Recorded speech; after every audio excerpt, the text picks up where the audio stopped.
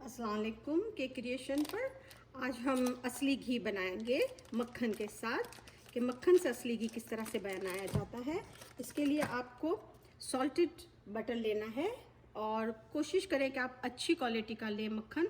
जितनी अच्छी क्वालिटी का मक्खन होगा घी उतना अच्छा बनेगा। सॉल्टेड ऐसे मैंने एक पैक में 4 निकलते हैं इस तरह से। 1 पाउंड का है ये, हाँ 1 पाउंड का एक है। तो ऐसे मैंने 3 बॉक्स लिए हुए। वो तो आप जितना भी लें, आपको मक्खन बनाना हो, इसमें कोई क्वांटिटी का वो है नहीं। जो भी आपको बनाना हो बनाएं। और फिर इसी में आप फ्रेंच टोस्ट बनाएं, अपना अंडा बनाएं, पराठा बनाएं और मज़े लें। तो इसमें सबसे पहले क्या करना है कि सबको अच्छी तरह से इस तरह से आपने खोल के डाल दिया। अब हम इसको मीडियम हाई पे अभी थोड़ी देर के लिए रखूँगी ताकि हल्का हल्का ये पिघल जाए। और सिर्फ 1 टेबल स्पून इसमें मैं विनेगर डाल दूँगी।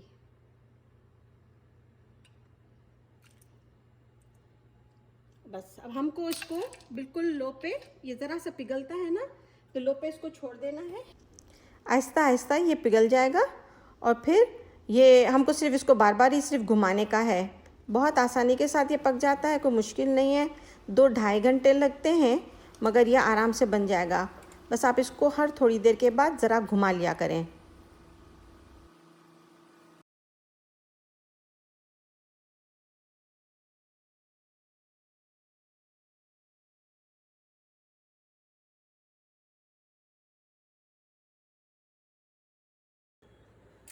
ये हमारा देखें ऑलमोस्ट तैयार है, बिल्कुल लाइट ब्राउन हो गया है।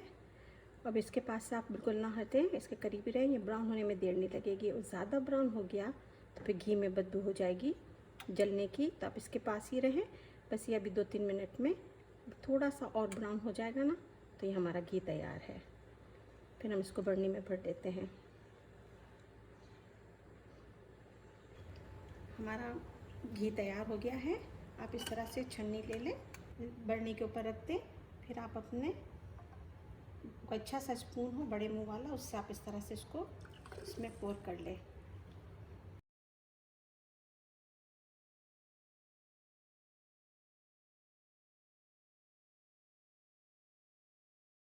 ये देखें भरनी पूरी तैयार होगी। अब जब तक पूरा ठंडा नहीं हो जाएगा इसका हम मुंह खुला रखेंगे।